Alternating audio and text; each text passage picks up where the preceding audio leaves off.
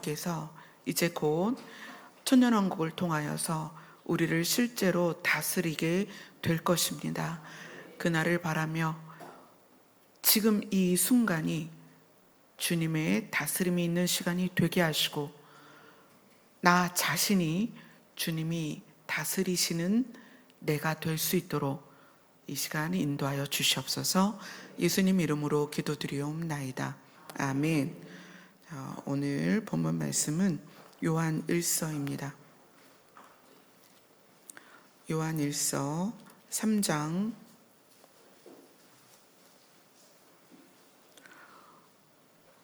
9절에서 12절 말씀입니다.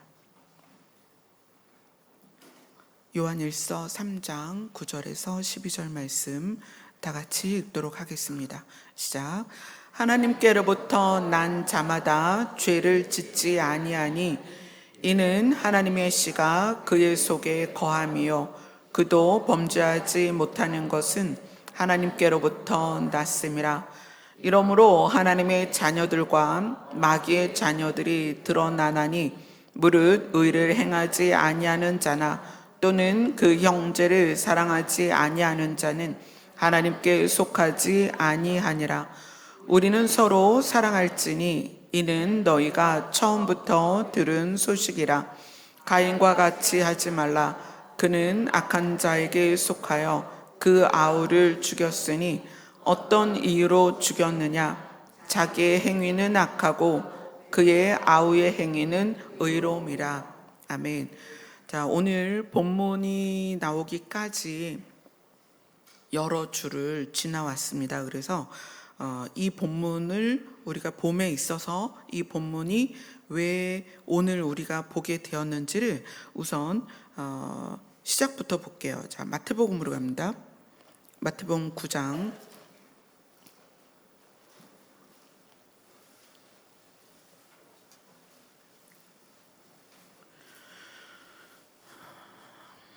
마태복음 9장 35절부터 38절입니다.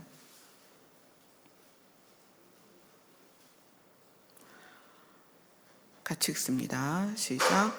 예수께서 모든 도시와 마을에 두루 다니사 그들의 회당에서 가르치시며 천국 복음을 전파하시며 모든 병과 모든 약한 것을 고치시니라. 무리를 보시고 불쌍히 여기시니 이는 그들이 목자 없는 양과 같이 고생하며 기진함이라.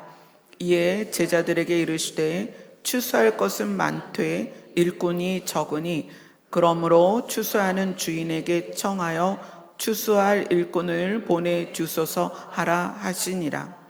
예수님이 모든 도시와 모든 마을에 두루 다니시며 천국 복음을 일단 전파하셨고 그 다음에 모든 병과 모든 약한 것을 고치셨습니다. 그런데 예수님 앞에 보여진 그 모든 무리에 대하여 예수님이 불쌍히 여기셨습니다.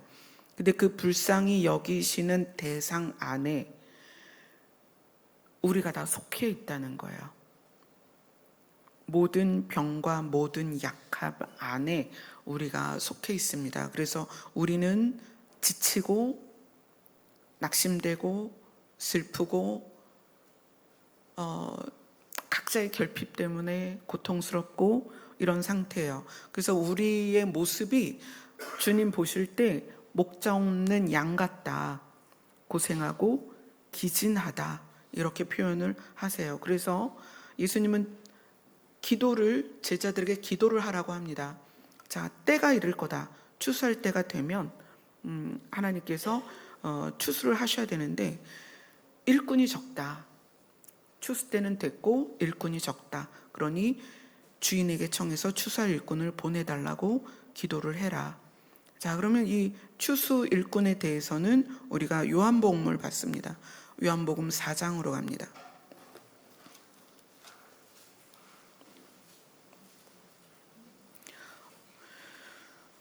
요한복음 4장 35절, 36절 같이 읽겠습니다. 시작. 이는 넉 달이 지나야 추수할 때가 이르겠다 하지 아니하느냐. 그러나 나는 너희에게 이르노니 너희 눈을 들어 밭을 보라. 희어져 추수하게 되었도다. 거두는 자가 이미 삭도 받고 영생에 이르는 열매를 모으나니 이는 뿌리는 자와 거두는 자가 함께 즐거워하게 하려 함이라. 자, 밭에 주님께서 보실 때에는 주님께로 오고자 하는 자들이 많이 있어요. 그들에게 뿌리기도 하고 거두기도 하는 어떤 무리가 지금 필요한 거죠. 마태복음에서는 그것을 추수할 일꾼이다. 그래서 우리는 추수할 대상으로서 지금까지 지내왔고, 또한 우리가 추수꾼으로서 또는 뿌리는 자, 거두는 자로서도 우리가 사명을 감당을 해야 됩니다. 자, 그러면서 우리가 이제 요한 1서로 왔죠. 요한 1서에서 우리는 우리의 정체성에 대해서 배우는 거예요. 뿌리는 자는 무엇을 뿌릴 것이며 거두는 자는 어떻게 거둘 것이며 그 사명을 어떻게 감당할까. 우리는 휘어져 추수하게 된 대상자로서이기도 하지만 뿌리는 자요 거두는 자가 돼야 되고, 뿌리는 자로서 뭘 뿌릴 것이며 거두는 자로서 어떻게 거두고 그 거둠의 사역을 감당하는 자로서 어떤 모습이어야 되는가. 그냥 결국은 정체성의 문제예요. 나는 누구인가. 하나님을 알았고 그리고 예수님을 알았어요. 그래서 교회를 다녀요. 그 다음에 뭘 알아야 되냐면 내가 누구냐를 알아야 돼요. 그래서 요한 1서는 세 가지 부분을 다루고 있습니다. 첫째는 너희들이 처음부터 들은 게 뭐냐라는 걸 말해요. 우리가 뿌리는 자이기도 하고 거두는 자이기도 하고, 너희는 삭슬 영생으로 이미 받았다라고 표현이 되어 있습니다. 삭슬 영생으로 받은 우리는 우리가 들은 것에 대하여 기억을 하고 있어야 돼요. 너희들이 처음부터 들은 게 뭐냐? 자, 요한일서 3장 11절입니다. 요한일서 3장 11절 같이 읽습니다. 시작. 우리는 서로 사랑할지니 이는 너희가 처음부터 들은 소식이다. 우리가 복음을 받아들이는 이 복음, 복된 소식, 그 안에 우리가 서로 사랑해야 한다는 의미가 들어있다는 거예요. 그러니까 우리가 예수님을 믿고 죄 사함을 받고 죄의 값을 예수님이 치르셨기 때문에 우리는 천국 갈 백성이 됐다라는 이론적인 것 안에서 우리가 반드시 알아야 될 게 뭐냐면 우리는 서로 사랑해야 된다라는 것이 우리가 들은 복음 안의 핵심이라는 거예요. 우리가 서로 사랑할지니 이것이 너희가 처음부터 들은 소식이다. 그렇다면 우리가 예수님을 믿기 시작한 그 각자의 연수가 있을 거 아니에요. 그죠? 저는 제 나이만큼 교회를 다녔고 제 나이만큼 예수님을 믿었다라고 생각을 하는데, 그러면 이 처음부터 들은 소식이 내 안에 정말 깊이 들어와 있어서 그 처음부터 들은 이 소식을 내가 잃어버리지 않았다면 제 삶은 누가 보더라도 사랑하는 삶이어야 한다는 거예요. 사랑하는 사람이어야 합니다. 요한복음 13장으로 갑니다.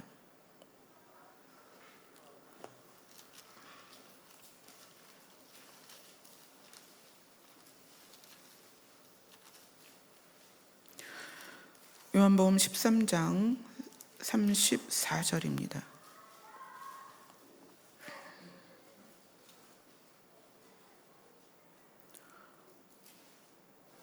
요한복음 13장 34절 같이 읽습니다. 시작. 새 계명을 너희에게 주노니 서로 사랑하라. 내가 너희를 사랑한 것 같이 너희도 서로 사랑하라. 요한복음 15장 12절로 갑니다. 요한복음 15장 12절 같이 읽습니다. 시작. 내 계명은 곧 내가 너희를 사랑한 것 같이 너희도 서로 사랑하라 하는 이것이니라. 15장 17절 같이 읽습니다. 시작. 내가 이것을 너희에게 명함은 너희로 서로 사랑하게 하려 함이라.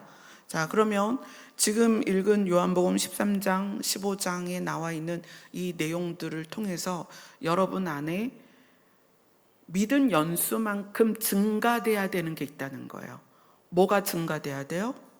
사랑하는 게 증가돼야 돼요. 그런데 우리가 지금 읽은 13장 34절하고 15장 12절에서 여러분이 서로 사랑하라는 것과 함께 동시에 기억되어져야 될 게 있어요. 뭐일 것 같아요? 다시 보겠습니다. 15장 12절 같이 읽습니다. 15장 12절 시작. 내 계명은 곧 내가 너희를 사랑한 것 같이 너희도 서로 사랑하라 하는 이것이니라. 서로 사랑하라는 것과 반드시 병행되어서 기억해야 될 게 있어요. 뭐죠? 내가 너희를 사랑한 것 같이요. 아멘. 이걸 깨닫지 못하면 서로 사랑하라는 거에 실천적인 요소가 우리 안에 생기지 않아요. 왜냐하면 왜 내가 손해를 봐야 돼요? 왜 내가 양보해야 돼요? 왜 내가 이게 계산을 해보면 계산이 나오잖아요. 근데 왜 내가 그렇게 해야 돼요? 라는 질문이 생겨요. 그래서 서로 사랑하라는 계명을, 이 처음부터 우리가 들은 계명을 주님께서 말씀하시면서 단서를 붙이는 거예요. 너희가 서로 사랑해야 되는데 너희가 서로 사랑해도 되는 이유가 있어. 뭐냐면 나도 너희를 사랑했거든. 그거예요. 내가 너희를 사랑했기 때문에 너희가 서로 사랑하는 것에 대하여 고민을 좀 해봐봐. 내가 너희를 사랑했거든. 내가 너희를, 나도 너희를 사랑했다라는 단서를 주시면서 계명을 주셨다는 거예요. 나도 너희를 사랑한 것 같이 너희도 서로 사랑해라. 이것이 우리가 처음부터 들은 소식이고 처음부터 들은 계명입니다. 주님의 말씀이고 명령이기도 해요. 그래서 우리는 우리의 신앙의 연수만큼 우리에게 점진적으로 증가해야 되는 것이 뭐냐면 서로 사랑하는 힘이고 서로 사랑하는 능력이에요.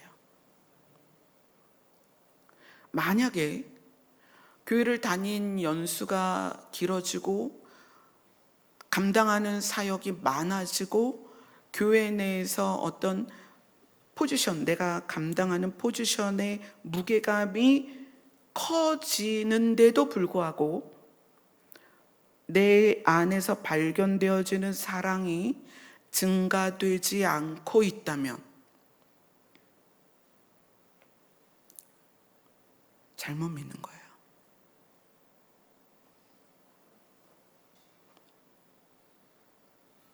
다시 시작해야 돼요.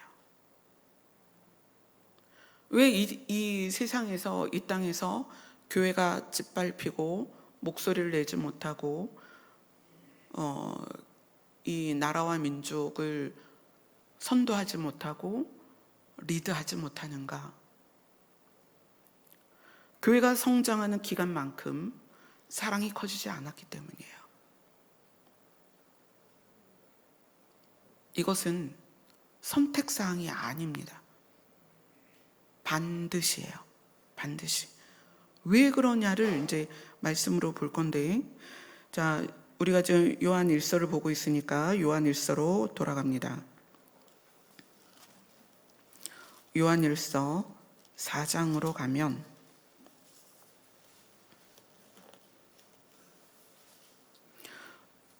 이 4장은 우리의 정체성을 우리가 깨닫기 위해서 하나님께 속한 게 무엇인가를 알려줍니다.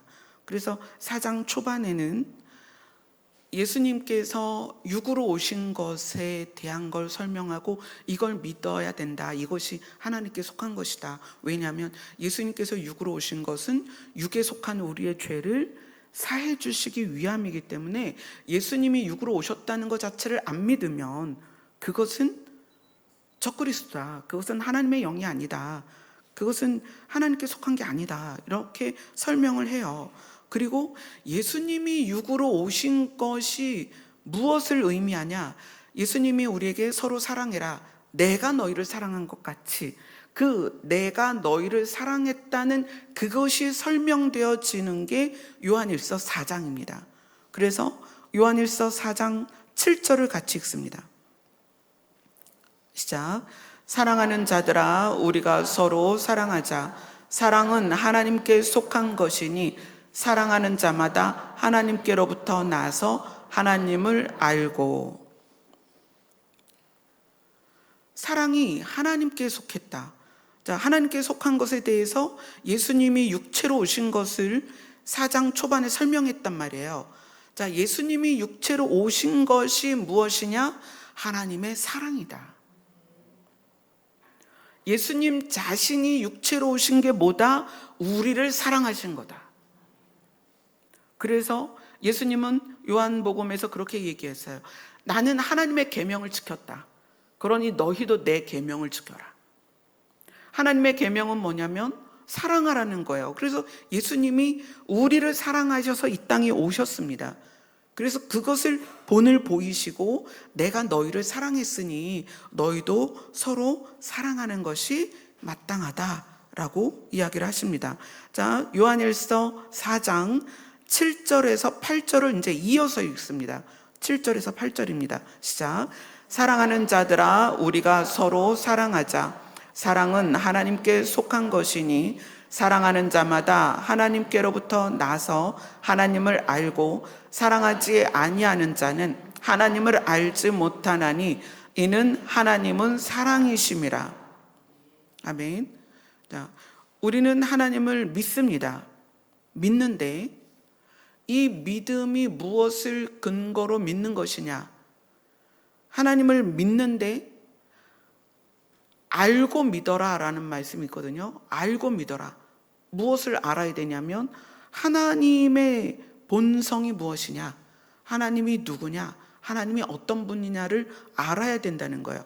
알고 믿으라는 거예요. 그런데 사랑하지 않으면 하나님을 알지 못하는 것이다. 그냥 믿기만 하는 거예요. 그러면 거기에는 어떤 의도가 숨어져 있냐면 하나님을 믿기만 한다는 것은 하나님의 전능성에 기인하여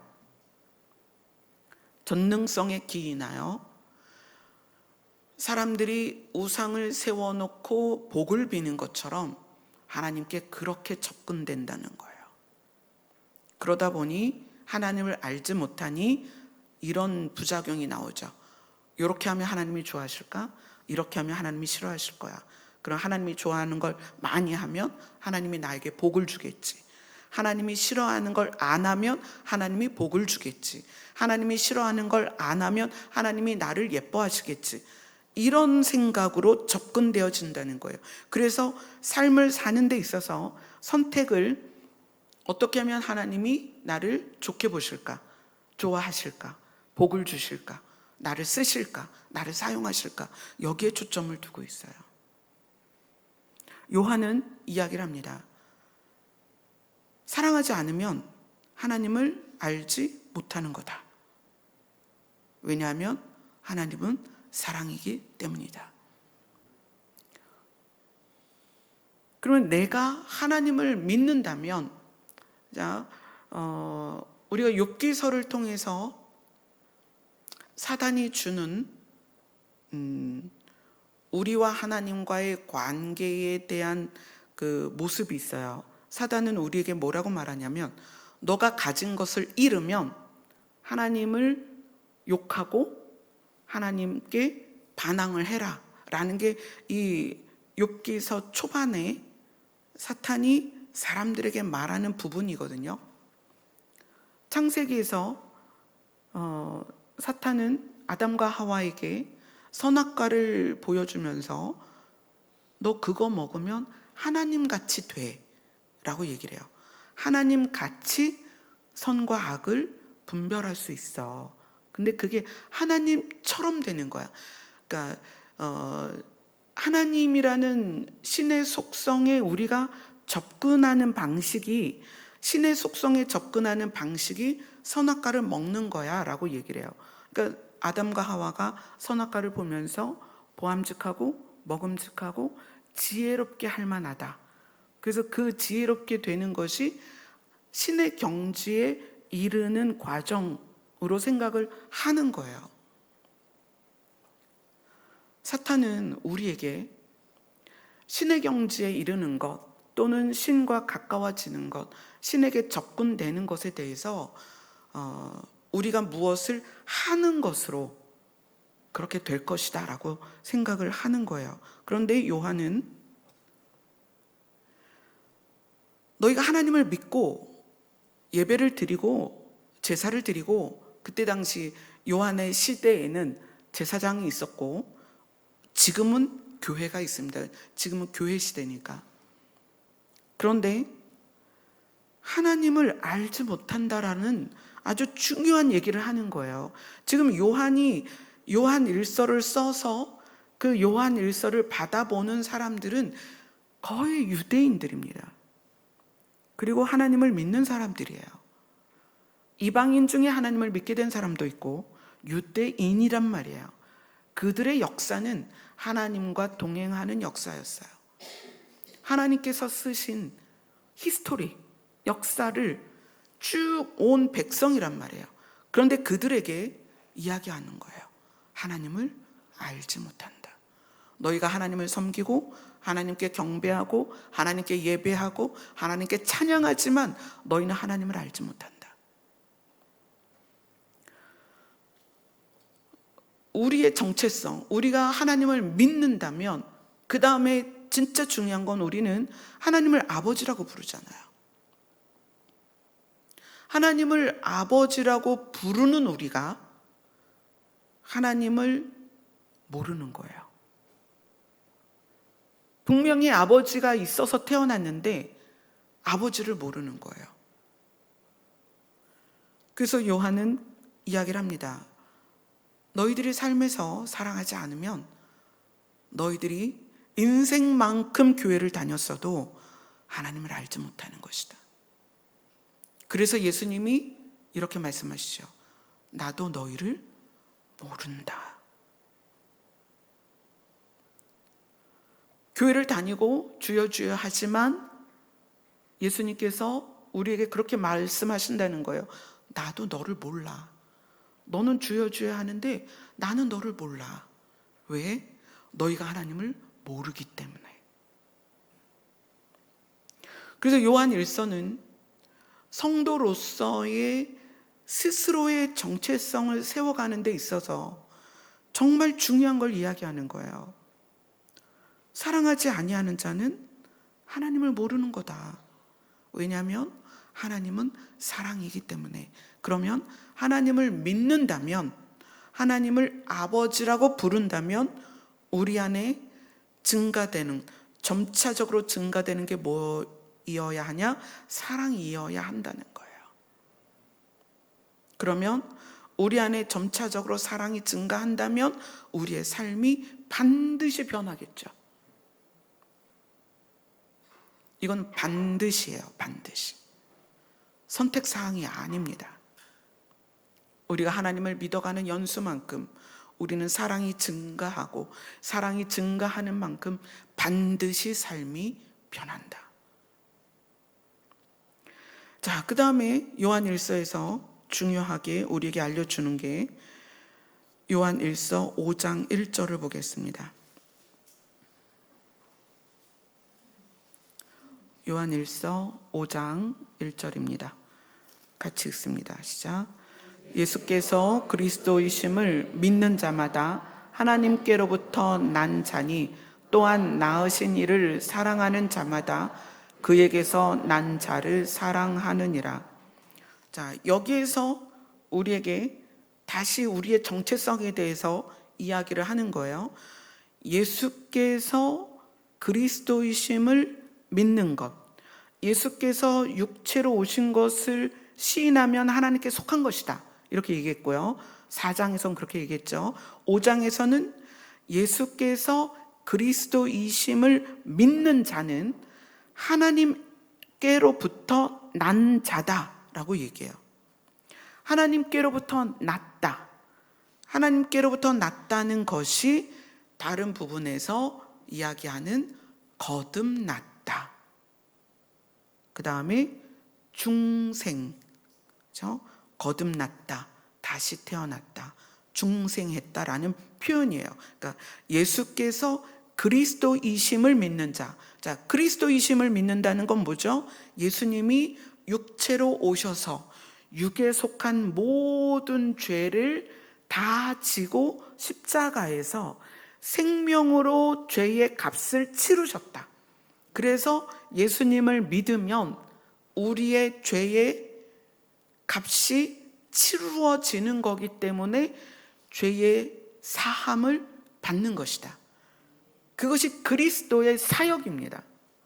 그래서 예수께서 그리스도이심을 믿는 자마다 하나님께로부터 다시 태어나는 거예요.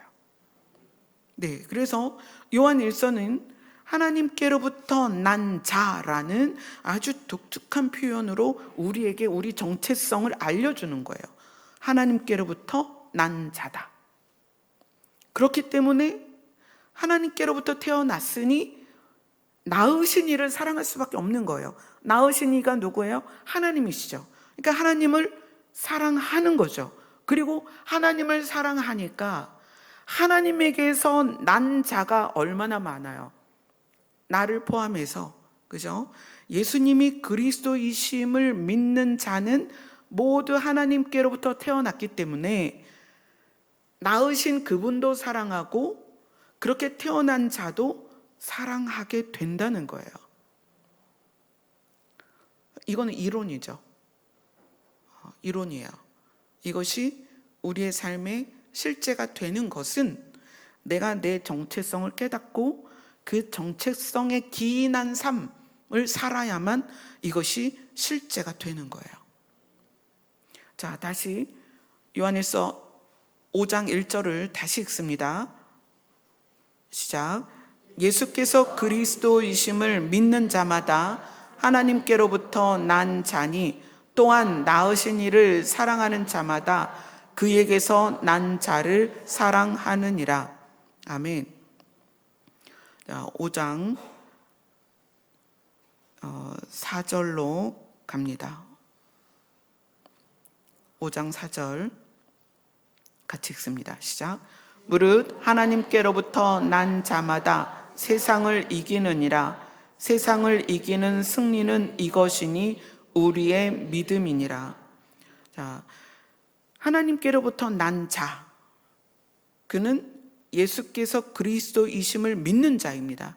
자, 일단 여기에 계신 분들이 예수님이 그리스도이신 것을 믿고 와 계시고 믿고 예배를 드리는 거예요. 그러면 하나님께로부터 난 자마다 세상을 이긴다. 세상을 이긴다. 세상을 이기는 승리는 이것이니 우리의 믿음이다 라고 얘기해요. 우리의 믿음이다. 우리의 믿음 때문에 세상을 이긴다. 5장 19절로 갑니다.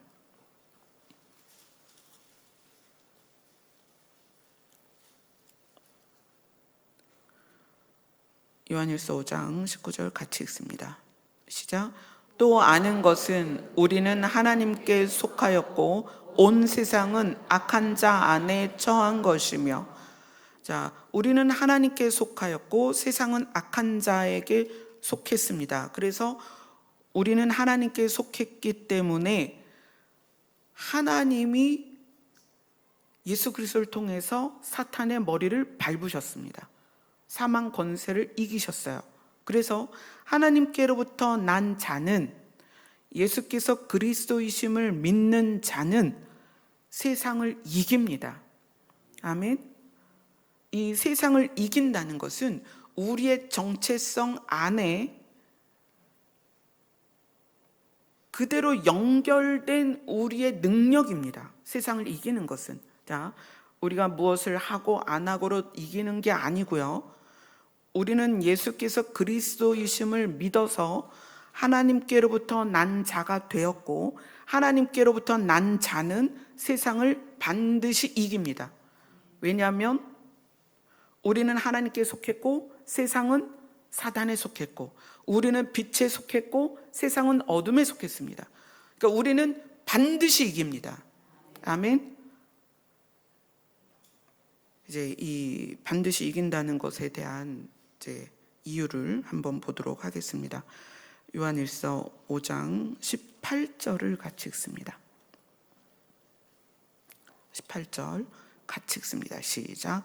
하나님께로부터 난 자는 다 범죄하지 아니하는 줄을 우리가 아노라. 하나님께로부터 나신 자가 그를 지키심에 악한 자가 그를 만지지도 못하느니라.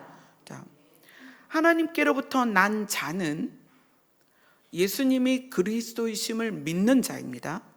하나님께로부터 난 자는 다 범죄하지 아니하는 줄을 우리가 아노라.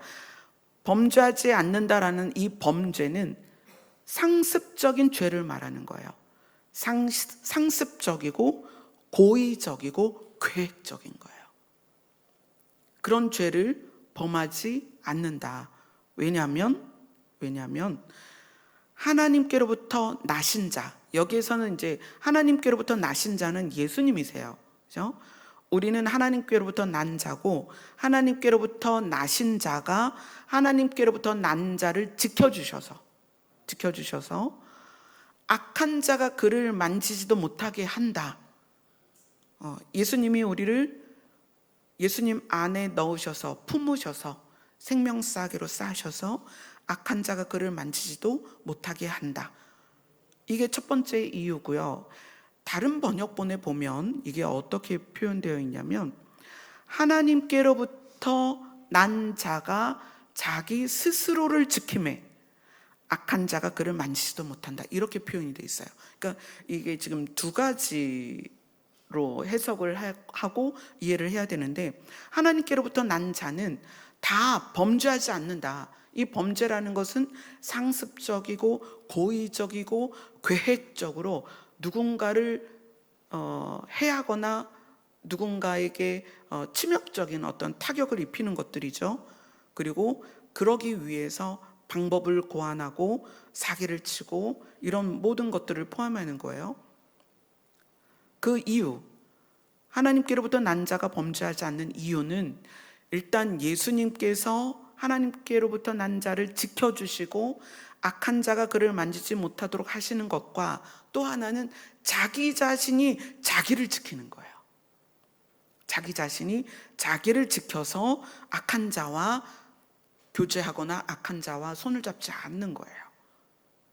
그렇기 때문에 하나님께로부터 난 자는 범죄하지 않는다. 자, 이것에 대해서 성경을 한번 볼게요. 요한일서 3장 9절로 갑니다.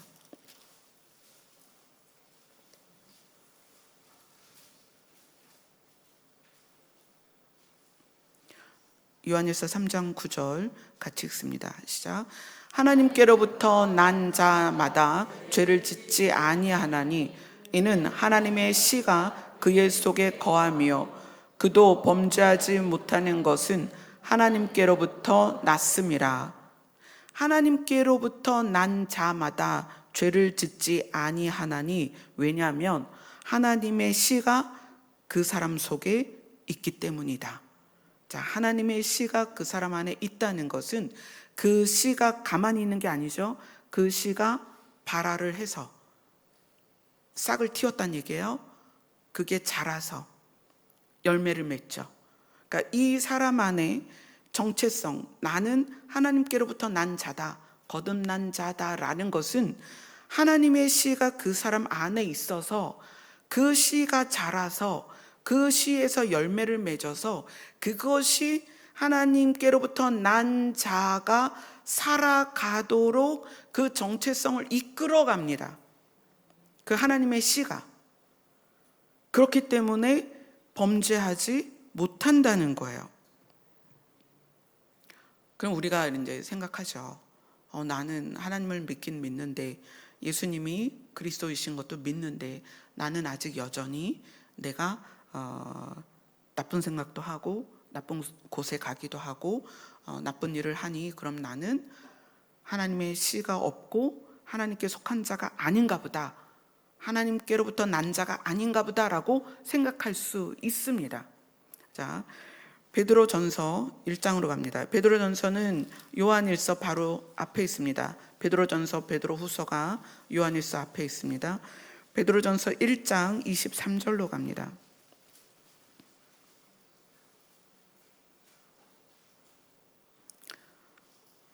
23절 같이 읽습니다. 시작. 너희가 거듭난 것은 썩어질 씨로 된 것이 아니요 썩지 아니할 씨로 된 것이니 살아있고 항상 있는 하나님의 말씀으로 되었느니라. 근데 이 말씀이 뭐다? 25절에 보면 그 밑에 25절 있죠? 25절 같이 읽습니다. 시작. 오직 주의 말씀은 세세토록 있도다 하였으니 너희에게 전한 복음이 곧 이 말씀이니라. 우리가 거듭난 것, 자, 하나님께로부터 난 자, 우리가 거듭난 것은 썩어질 씨가 아니고 썩지 아니할 씨다. 그것은 하나님의 말씀이다. 하나님의 말씀이 곧 복음이다. 그리고 요한이 설명했죠. 태초부터 계셨던 하나님의 말씀이 육신을 입고 우리에게 오셨다. 그래서 하나님의 말씀은 예수님이다. 예수님은 우리에게 뭘 전하셨냐면 복음을 전하셨습니다. 그것이 어떤 복음이에요? 천국 복음이죠.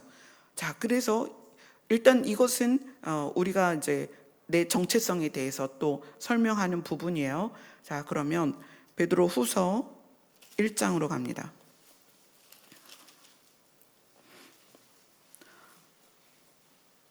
베드로후서 1장은 좀 내용이 어휘가 읽다 보면 이게 뭔 말인가 싶기는 한데 좀 봅시다. 자, 1장 2절을 같이 보겠습니다. 시작. 하나님과 우리 주 예수를 알므로 은혜와 평강이 너희에게 더욱 많을지어다. 자, 베드로는 이야기해요. 하나님과 우리 주 예수를 믿기 때문에 은혜와 평강이 너희에게 더욱 많을지어다가 아니고 하나님과 우리 주 예수를 아는 것을 통하여 은혜와 평강이 너희에게 더욱 많을지어다. 믿는 거랑 아는 거를 구분하셔야 됩니다. 하나님과 우리 주 예수를 아는 것을 통해서 은혜와 평강이 너희에게 더욱 많을지어다. 자, 3절을 같이 읽습니다. 시작. 그의 신기한 능력으로 생명과 경건에 속한 모든 것을 우리에게 주셨으니 이는 자기의 영광과 덕으로서 우리를 부르신 이를 알므로 말미암음이니라. 자, 이거 되게 복잡한 얘기죠. 그의 신기한 능력으로, 하나님과 우리 주 예수님의 신기한 능력, 그분의 신성한 능력으로 생명과 경건에 속한 모든 것을 우리에게 주셨다. 이 생명은 거듭나는 것, 그죠? 영원한 생명이에요. 영원한 생명과 경건, 하나님의 성품을 우리에게 주셨다는 거예요. 이는 자기의 영광과 덕으로서, 영광, 이 영광을 여러분이 이해하실 때 어떻게 이해를 하시면 되냐면 신의 신되심이 영광이에요, 사실은. 신으로서, 신으로 드러나는 것. 하나님이 신으로서 드러나는 게 영광이거든요. 그러니까 그 영광, 신으로서의 영광과 덕으로서 하나님의 성품이죠. 선하심이에요. 선하심으로 우리를 부르신 이를 아는 것으로 말미암아 그 생명과 경건에 속한 모든 것을 우리에게 주셨는데, 하나님이 신이신 것과 선하심으로 우리를 부르신 그분들을 아는 것으로 말미암는다. 우리에게 이 생명과 경건에 속한 것을 우리에게 주셨는데, 이것을 우리가 받는 과정에 있어서 우리를 부르신 이를 알므로 이것이 우리에게 깨달아지는 거예요. 그분들을 알므로써. 그래서 영생과 하나님의 성품은 우리가 하나님이 누구신지 예수님이 누구신지를 알므로 말미암아 우리 안에 그것이 능력으로서 살아납니다. 그분이 누구신지를 알아야만. 그래서 이 베드로후서는 1장에 이런 이야기를 해요. 4절을 같이 읽습니다. 4절 시작. 이로써 그 보배롭고 지극히 큰 약속을 우리에게 주사 이 약속으로 말미암아 너희가 정욕 때문에 세상에서 썩어질 것을 피하여 신성한 성품에 참여하는 자가 되게 하려 하셨느니라. 하나님께서는 우리를 거듭나게 하셨습니다. 예수 그리스도로 말미암아 거듭나게 하셨어요. 그리고 하나님의 성품을 우리에게 주셨습니다. 그리고 우리는 약속을 바라보고 이 지극히 큰 약속을 우리에게 주셨기 때문에 그 약속을 바라보고 약속으로 말미암아서 이 땅에 속한 것이 아니라 신성한 성품에 참여하기를 하나님이 바라신다는 거예요. 자, 그러면 이 지극히 큰 약속은 뭐죠? 이 지극히 큰 약속은 베드로후서 1장 11절입니다. 1장 11절 같이 읽습니다. 시작. 이같이 하면 우리 주 곧 구주 예수 그리스도의 영원한 나라에 들어감을 넉넉히 너희에게 주시리라. 복음은 그냥 복음이 아니고 천국 복음이에요. 하나님이 우리에게 들려주고 싶은 복음은 천국 복음입니다. 예수님이 이 땅에 오셔서 육체로 오셔서 육에 속한 모든 죄를 십자가에서 생명으로 값을 치르시고 우리에게 영생을 주신 것은 그 영생을 가지고 이 땅에서 살아라가 아니고 그 영생을 가지고 예수 그리스도의 영원한 나라에 들어와라예요. 들어와라. 그런데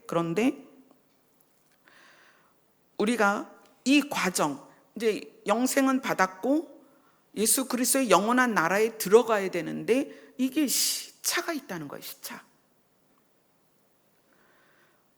영생을 받고 바로 예수 그리스도의 영원한 나라에 들어가는 게 아니고 이 땅에서 과정을 가야 돼요. 그것을 설명하기 위해서 이스라엘을 애굽에서 꺼내서 가나안까지 그 여정을 우리에게 보여주신 거고요.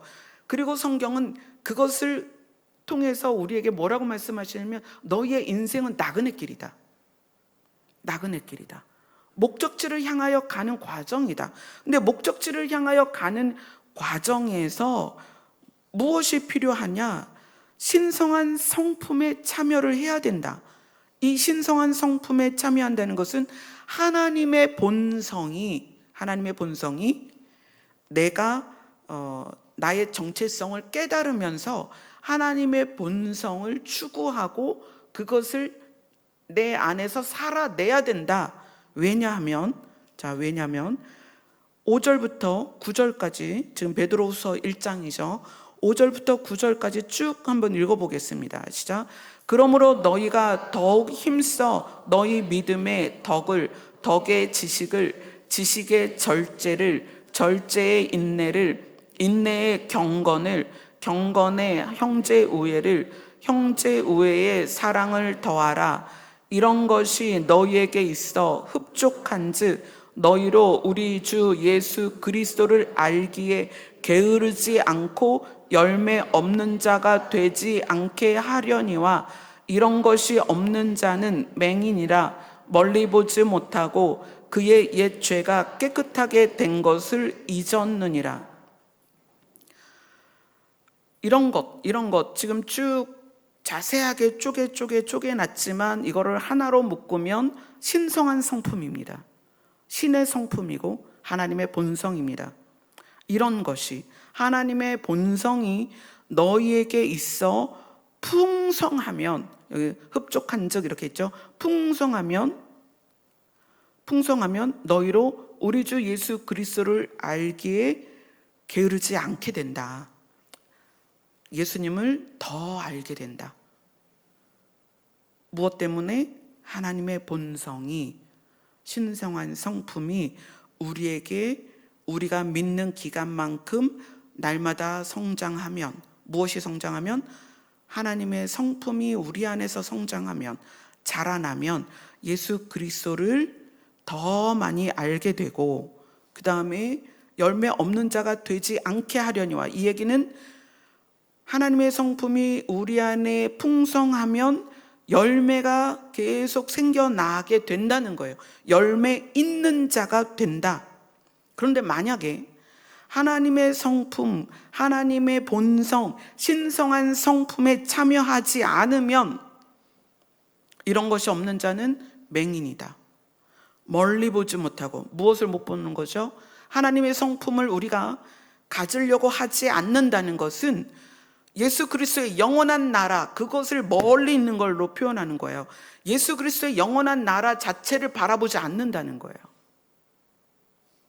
예수 그리스도의 나라를 바라보지 않는다는 것은 내 죄가 깨끗하게 된 것을 잊었다. 내 죄가 깨끗하게 된 이유가 뭐예요? 죄의 값을 예수님이 치러 주신 이유가 뭐예요? 하나님의 나라에 가게 하려고 우리의 죄값을 치러 주셨는데 그 나라를 바라보지 않는 거예요. 이 세상만 바라보는 거예요. 그런데 세상은 썩어질 것이다. 정욕 때문에 세상에서 썩어질 그것만 바라보고 있으니, 그래서 그런 사람을 맹인이다라고 얘기하는 거예요. 자, 기억하세요. 이것은 하나님을 믿지 않고 예수님을 믿지 않는 사람에게 말하는 것이 아닙니다. 하나님을 믿고 예수님을 믿어요. 그래서 열심히 예배를 드리고 기도하고 찬양하고 예배를 드린단 말이에요. 그런데 멀리 보지 않고, 멀리가 어디라고 그랬어요? 예수 그리스도의 영원한 나라. 그 예수 그리스도의 영원한 나라를 바라보지 않으면 그 눈은 세상에 속해 있기 때문에 세상에 썩어질 것만 본다는 얘기예요. 그 얘기는 내가 왜 예수 그리스도로 말미암아 하나님께로부터 났는지, 하나님께로부터 난 자가 됐는지 자체를 모르고 있다는 거예요. 내 정체성이 뭔지 모른다는 거예요. 그러면 하나님을 믿고 예수님을 믿긴 하는데, 그래서 하나님께로부터 난 자가 됐는데 눈은 안 보여서 예수 그리스도로 말미암는 영원한 나라를 소망도 하지 않고 그 나라를 향하지도 않으니 신분은 바뀌었으나 삶은 썩어질 세상에 속해서 내가 죄사함 받았다는 그 의미가 뭔지를 모르고 살아가는 거예요. 요한일서 2장으로 갑니다. 바로 뒤에 있죠.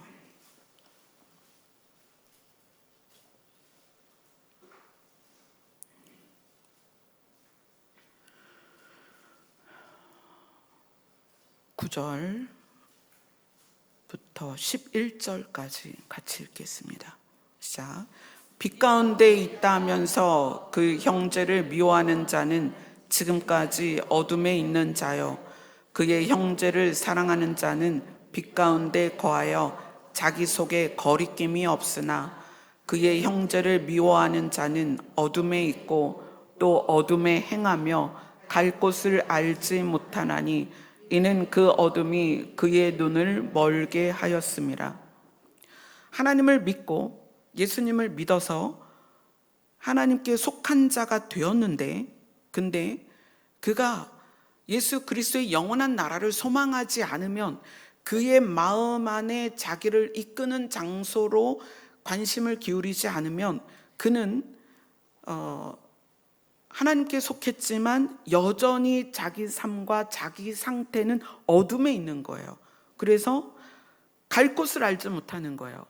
내가 갈 곳은 예수 그리스도의 영원한 나라입니다. 그 영원한 나라에 대한 개념과 중요성과 필연을 알지 못하는 거예요. 그러니까 계속 세상만 향하고 어둠 가운데 있는 거죠. 자, 구원을 못 받았다는 얘기가 아니에요. 어둠 가운데 있는 거예요.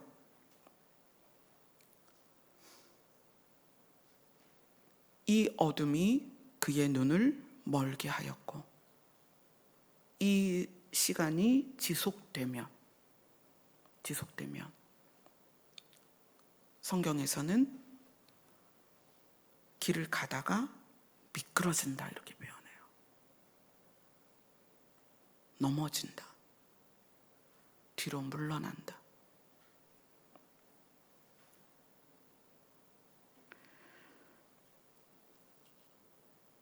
(12절을) 읽겠습니다.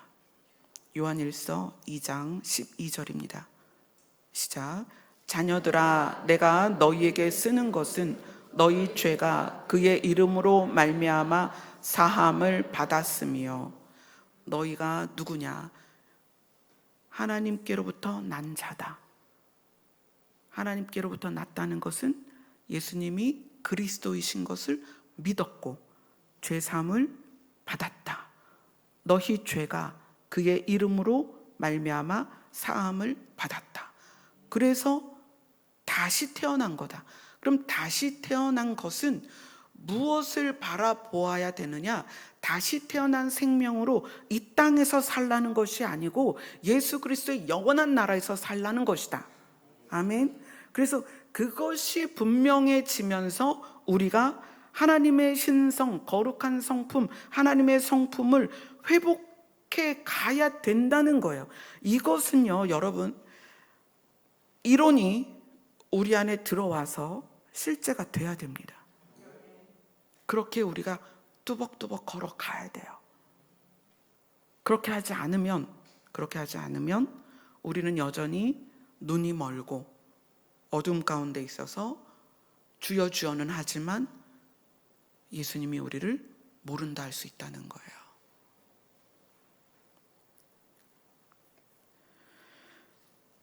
요한일서는 우리에게 지금 굉장히 중요한 내용들을 이야기를 하고 있어요. 여러분이 주의 오심을 기다린다는 것이, 잘 들으세요. 주의 오심을 기다린다는 것이 환난과, 그러니까 우리가 이제 지나가야 되는 과정 중에 7년 환난이 있습니다. 또 7년 환난이 시작되기 전에는 징조로서의 환난이 있어요. 예수 그리스도를 기다리는 것이 그것을 피함이 아닐까 하는 거예요. 그게 싫어서. 여러분이 예수 그리스도를 기다리는 것이 내가 이 땅에서 고생하는 게 싫어서 라는 것이 더 클 수 있다는 거예요.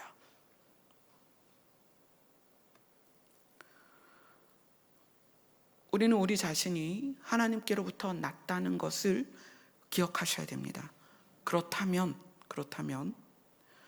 우리가 쌀을 준비하고 물을 준비하고 이 환난과 고난을 어떻게 이겨낼까, 이게 아니라 하나님께로부터 났다면 하나님의 신의 성품을 우리 안에서 자라나게 해야 된다는 거예요.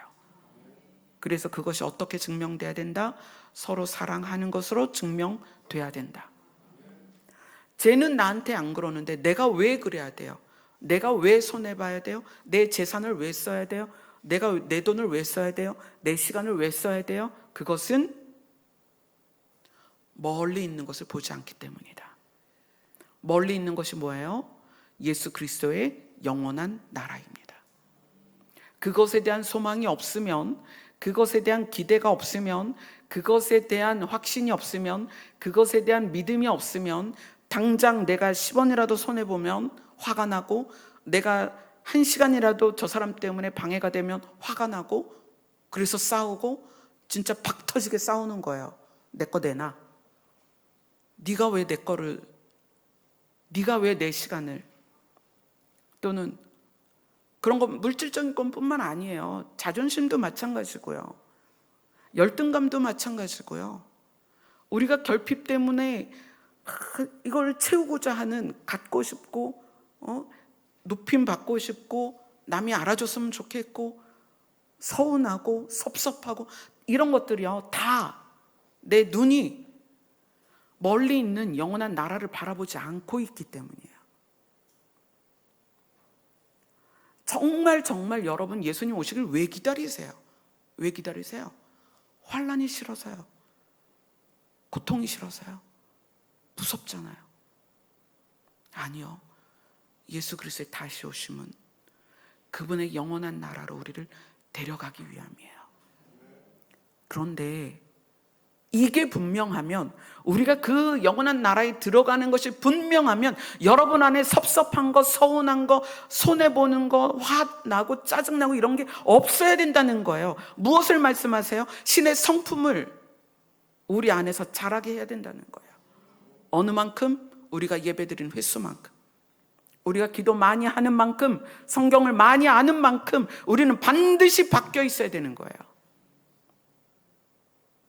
정말 안타까운 것은 교회가 그러지 못하고 있다는 거예요. 초창기에 이 땅에 수많은 선교사들이 피를 뿌리며 교회를 세웠는데, 그 교회를 세운 한국 기독교의 역사가 100년이 넘어갔는데도 신의 성품에 충만한 교회가 없다는 거예요. 이게 얼마나 슬픈 일이에요. 빛을 발하지 못하니까 세상은 더 어두워지는 거예요. 어둠이 교회를 밟고 지나가잖아요. 성도들이 빛을 드러내지도 못해요. 나 하나님 믿는 사람이야를 말도 못해요. 얼마나 부끄러워요. 왜 그러죠? 우리의 눈이 멀리 있는, 그리고 다가올 예수 그리스도의 영원한 나라에 가 있지 않아요. 이 땅만 보는 거예요. 그래서 썩어질 세상에 내가 집착되어서 썩어질 세상과 똑같이 섞여 있으니까 썩어질 세상이 교회를 덮어서 빛이 나오질 않아요. 초창기의 교회들이 세상에 복음을 전하며 그들에게 소망을 심어주고 일으켰다면, 지금은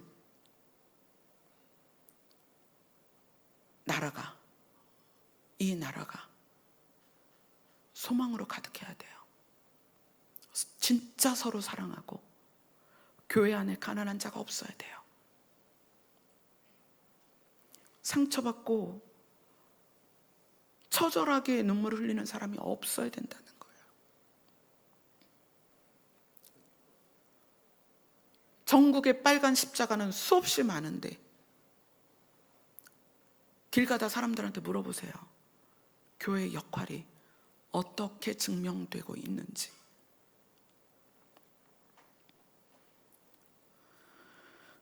우리가 하나님께로부터 났다면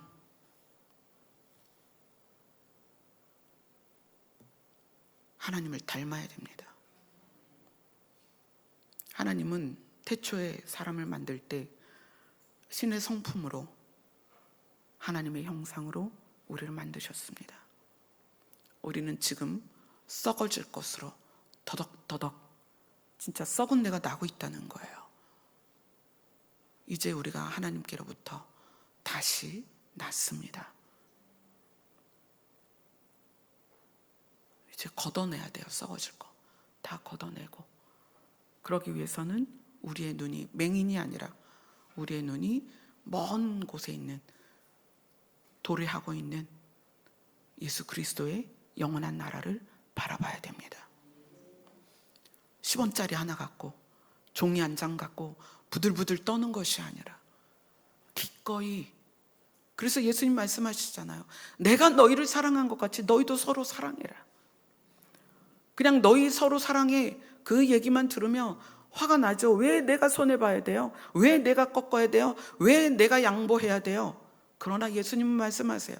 내가 너희를 사랑했어. 어떻게? 내가 너희랑 똑같이 와서 내가 창에 찔렸고 뺨을 맞았고 가시관을 썼고 십자가에 매달렸어. 내가 그렇게 너희들을 사랑했어. 그러니 너희도 서로 사랑하는 것이 마땅하다. 기도하겠습니다.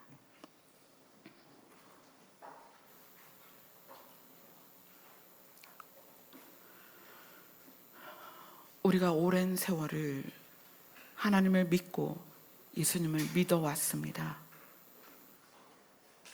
그런데 요한은 믿는 우리를 향해서 너희는 하나님께로부터 났다라고 이야기를 해주십니다. 우리가 하나님께로부터 태어났다면 우리는 하나님을 닮아야 됩니다. 하나님이 우리의 아버지라면 우리는 아버지를 닮아야 됩니다.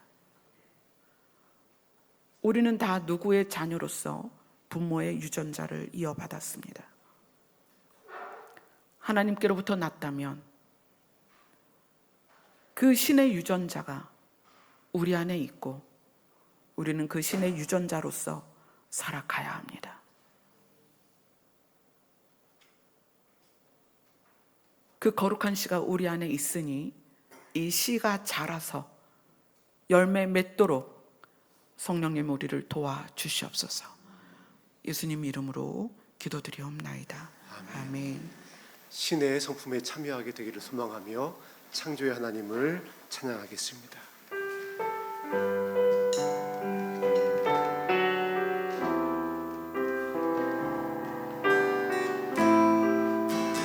간절히 부릅니다. 창조의 아버지, 창조의 아버지, 그 섭리 보이사오 택하신 세대 일으키며 이 땅을 지소서. 주의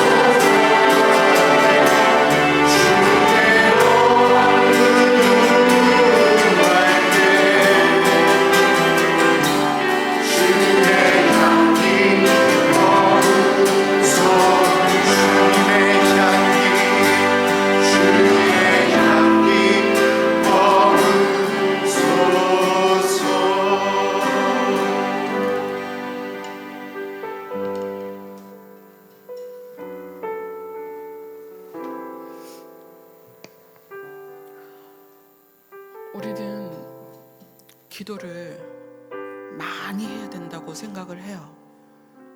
기도를 많이 해야 되고 예배를 빠지면 안 되고 교회에서 봉사를 해야 되고 그렇게 생각을 합니다.